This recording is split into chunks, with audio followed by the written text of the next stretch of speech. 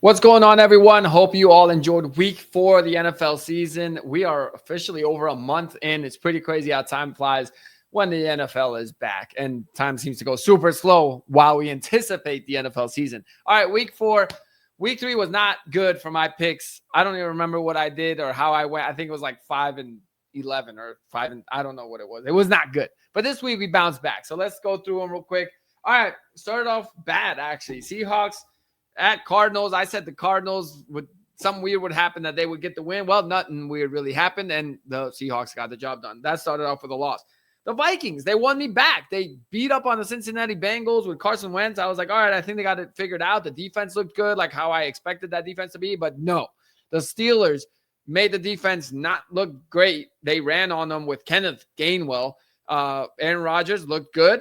And the Vikings offense did not until they were far behind and had to come up with some garbage time scores. And it was just, again, I've already done the Pittsburgh, Minnesota recap. Either way, it's a loss. We started 0-2. All right.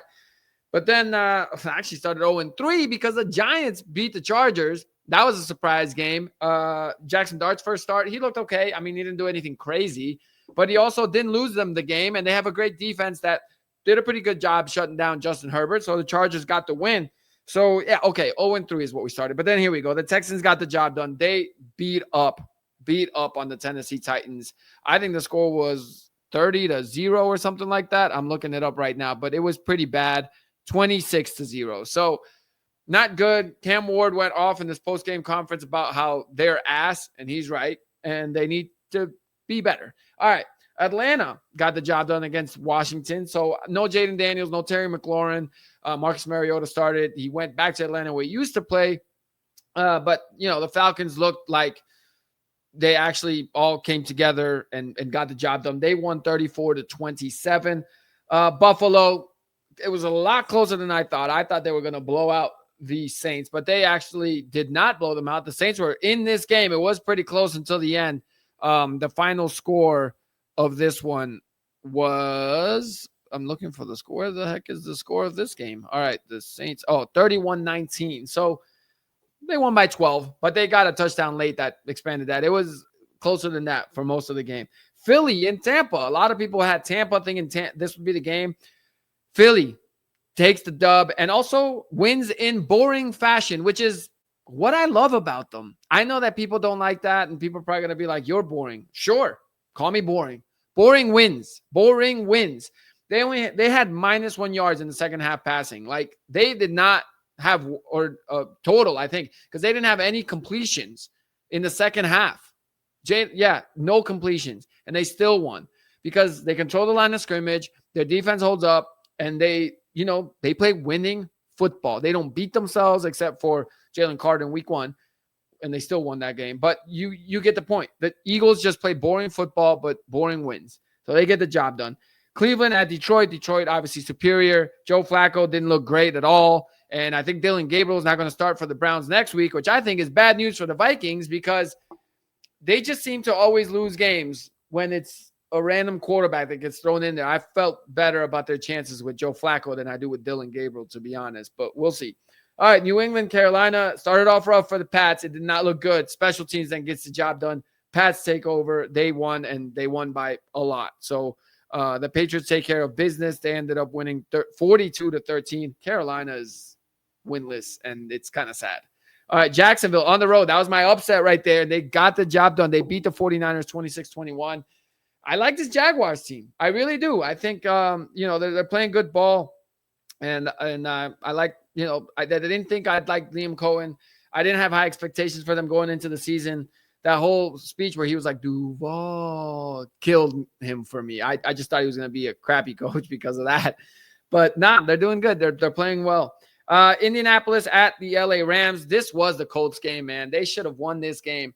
But I picked the Rams, and the Rams ended up winning. But when we do our top 5 rankings, we'll talk about both of these teams because they're both either in the rankings or hovering right outside of those rankings, and we'll talk about those teams. Baltimore, Kansas City. Boy, I was wrong on this one. I should have stuck to my guns. I value defense. I always think defense wins championships. A team with a better defense usually wins. That's just the way I usually think. But for this game, I saw the Chiefs the past few weeks and thought to myself, They don't have any weapons except for Mahomes, who can't get it out to anyone. I knew Xavier Worthy was coming back, but I just didn't think he would be that much of a difference maker. But I still can't tell if Kansas City's back to being great or if Baltimore maybe is just that bad. And we're not going to know for a little while now because Lamar's hurt and he's out 2 to 3 weeks. Chicago at Las Vegas. Las Vegas. Oh, no, Vegas. They had this game too, even despite the fact that Geno looked horrible and threw 3 picks. But the Bears come through at the end with a blocked field goal. I've been telling y'all, Caleb Williams looks good. He is not the problem in Chicago. And people want to nitpick on Caleb, but I think he's doing a good job. Green Bay at Dallas, that's a scratch because it was a tie. And I'll rant about it in a minute. I'll come back to this. All right, Jets at Dolphins. Dolphins got the job done. Unfortunate news there with Tyreek getting hurt. That knee injury was kind of gruesome, and now he's out for the year. Best of luck to Tyreek. I hope he recovers and gets back to play football next year because when he's on, he's so exciting. So hopefully Cheetah can come back. And then the Bengals at the Broncos. The Broncos took care of business. And, yeah, the Bengals had no chance. And it's kind of crazy to see. I think this season is going to be overshadowed for the Bengals by, Joe Burrow went out. But I think even if Joe Burrow was there, they would have lost this game. I just think their defense is finally showing the weaknesses that I thought they were going to have. Obviously Joe Burrow makes them way more competitive. I'm not saying that. Then they might have, gotten this win maybe. But I just think that the Bengals, even with Joe Burrow, have way too many weaknesses because they paid all their big superstars and have no money to fill in the rest of their depth and the O-line and the defense. So it's sad for the Bengals. I think their season's going to go downhill. All right. So let me look at the record first. So we went, let's see, 4 losses. So maybe we didn't do as good as I thought we would. 4 losses, 5 losses, 6 losses. So 6 losses, right? Oh, wait, no. 1, 2, 3, 4, 5 losses and 1, 2, 3, 4, 5, 6, 7, 8, 9, 10. All right, 10 and 5. Pretty good. We bounced back. And we didn't count the Green Bay and Dallas game because that's what I'm going to talk about right now. The Green Bay Dallas game, sensational. Incredibly fun game going back and forth. All of that to go into overtime and end in a tie. Can we get rid of the tie, please? I don't like these ties. It leaves you just feeling weird at the end of the game. It just feels like I can't explain what it just feels like. You're just meh. Like there's not a good feeling afterwards. And I think if you're a Packer fan or a Cowboy fan, you don't have a good feeling. If you're just a regular fan that was hoping that the Packers would lose, you don't have a good feeling. And I mean, honestly, I don't want to say the Packers should have lost because I think Green Bay is a hell of a team and they're the better team. But that last scenario at the end with Jordan Love barely getting the snap, getting the snap off with like 6 seconds left, incomplete pass, and there's 1 second left, just enough for them to kick a field goal to tie it at the end of overtime was pretty crazy and pretty bad clock management. But I just think if it ends in a tie after overtime, and tell me what y'all think in the comments, let's have the kickers face some pressure like they do in soccer with penalty kicks in the World Cup. And it's a kickoff, essentially. So kickers kickoff. And you start at the 40-yard line, field goal for each team. If both teams make it or both teams miss it, if both teams miss it, maybe you kick again from the 40. But if both teams make it, now you back them up, go to the 45. Same scenario. If both teams make it, back them up to the 50, to the 55, to the 60. These days, kickers are making it. Then we could actually have more fun kicks for the record books. I mean, what if both kickers make the 65-yarder, which would be like an NFL record? Now one of them has got to make a 70-yarder.